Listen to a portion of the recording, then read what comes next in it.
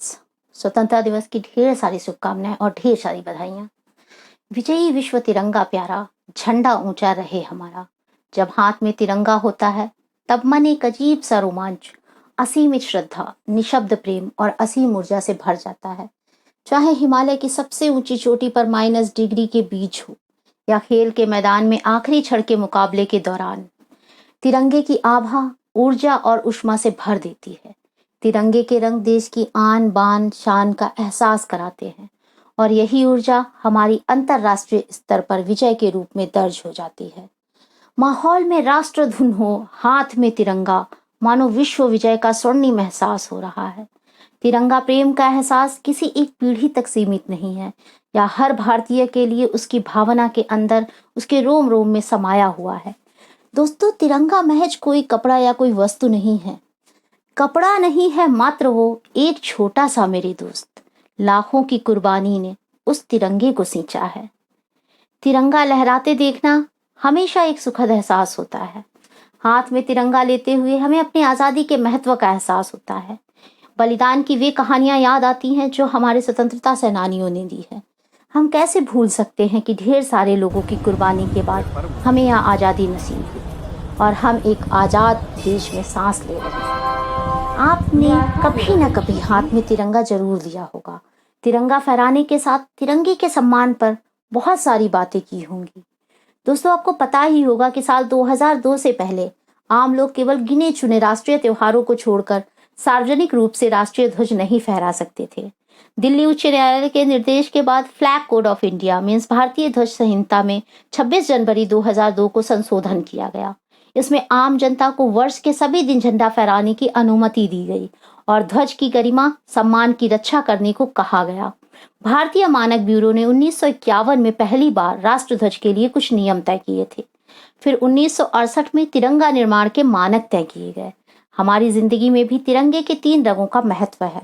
तिरंगे की ऊपरी पट्टी में केसरिया रंग, जो देश की शक्ति साहस को दर्शाता है। बीच में स्थित सफेद पट्टी धर्म चक्र के साथ शांति और सत्य का प्रतीक है। निचली हरी पट्टी उर्वरता, वृद्धि, भूमि, हरियाली की पवित्रता को दर्शाती है। तिरंगे में अंकित अशोक चक्र को विधि चक्र कहा जाता है, जो सम्राट मौर्य सम्राट अशोक द्वारा बनाए गए सारनाथ मंदिर से लिया गया है। इस चक्र को प्रदर्शित करने का आशय केवल यह है कि जीवन गतिशील है और रुकने का अर्थ मृत्यु है। इसीलिए तिरंगे को सिर्फ हाथ में लेना महत्वपूर्ण नहीं है, इसके पीछे जो दर्शन है उसे महसूस करना बहुत जरूरी है। कई बार आप लोगों ने देश के सैनिकों के बारे में सुना होगा कि वो कैसे ठंडी गर्मी में देश की सीमा पर रहकर हम सभी की रक्षा करते हैं। देश के सच्चे वीर आज भी कुछ कहते हैं जो मैं आपके सामने कहना चाहूंगी।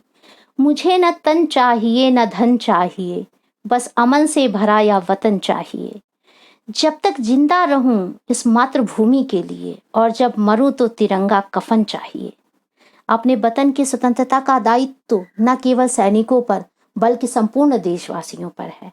दोस्तों, हमें सही रखना, अपने आप को अच्छा रखना, अपने देश को सही रखना, ये हमारे हाथ में है। हर चीज के लिए हमेशा केवल सरकार, सैनिक इन पर डाल देना ठीक नहीं हो जाता। आज़ादी का अर्थ मनमानी करना नहीं है, बल्कि इसका अभिप्राय अपने मन में प्रेम के साथ अनुशासन की पालना व विचारों का लचीलापन होता है। दोस्तों, आओ झुककर सलाम करें उन्हें जिन्होंने अपना घर बार सब कुछ भारत माँ की रक्षा के लिए उनके पाँव में न्यौछावर कर दिया। और इसी के साथ में चंद्रशेखर आज़ाद जी पर लिखी हुई श्री कृष्ण सरल जी की एक खंड काव्य है, जिसकी कुछ पंक्तियां मैं आपके साथ कहकर ये समाप्त कर रही हूँ वीडियो। चंद्रशेखर नाम सूरज का प्रखर उत्ताप हूँ मैं, फूटते ज्वालामुखी सा क्रांति का उद्घोष हूँ मैं।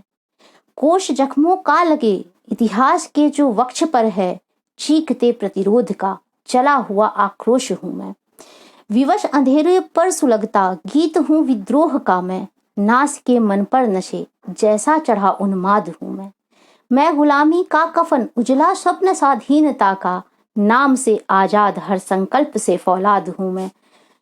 थैंक यू दोस्तों, हैप्पी इंडिपेंडेंस डे।